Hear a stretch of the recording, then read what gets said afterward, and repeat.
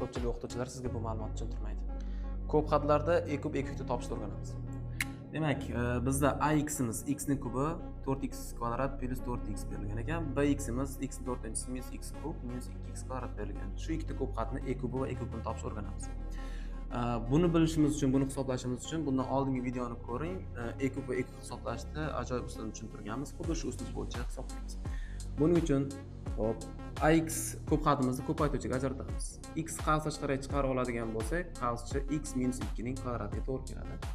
Hop, bximizni ham qilib olamiz. Bximizni x kvadrat qavs tashqariga chiqaradigan bo'lsak, bizda qavschimiz x minus 1 ga x plus 1 ga x minus 2 ko'rinishi keladi. Demak, biz a kubimizni topishimiz uchun bularni kasr ko'rinishida yozamiz. Kasr ko'rinishida yozadigan bo'lsak, x minus 2 ning kvadrati mahrajimizda x kvadrat x plus 1 ko'paytirilgan x minusdan 2. Demak, buni hisoblaydigan bo'lsak, qisqaradiganlarni yozib olamiz. Bu bilan bittasini qisqartirsak, x bilan bittasini qisqartiramiz. Demak, bir marta x ga qisqartirdik va x minus 2 ga qisqartirdik. Qolgan qismi suratda x minus 2 qoldi, mahrajimizda x ko'paytirilgan x plusdan 1 qoldi. Bular endi qisqarmaydi. Bizda umumiy qisqartirganimiz a kub hisoblanadi deb aytganmiz. Demak, a kubimiz bu yerda x ko'paytirilgan x minusdan 2 yoki qavs ochsak x kvadrat minus 2ximiz bizda shu ikkita ko'p xatni a kubi bo'lar ekan. A kubimizni topishimiz uchun qolib ketgan ikkita qisqarmay qolgan ifodalarimiz, ya'ni surat va mahrajini olamiz.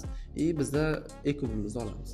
X ko'paytirilgan x minus 2 a kubimizni, bunga yana x minus 2 ni ko'paytiramiz va mahrajimiz x ko'paytirgan x plusdan 1. Soddalashtirib qo'yamiz. Demak, x kvadrat x minus 2 ning kvadrati va x plusdan 1. Bizda mana shu ko'p xatimiz, shu ikkita ko'p xatni ax va bx ko'p xatni a kubga bo'lar ekan. Videoyimiz sizga yoqqan bo'lsa, sahifamizga obuna bo'lib qo'ying. Bundan keyingi videolarda bundan ham ajoyib misollarni yechimini ko'rsatamiz.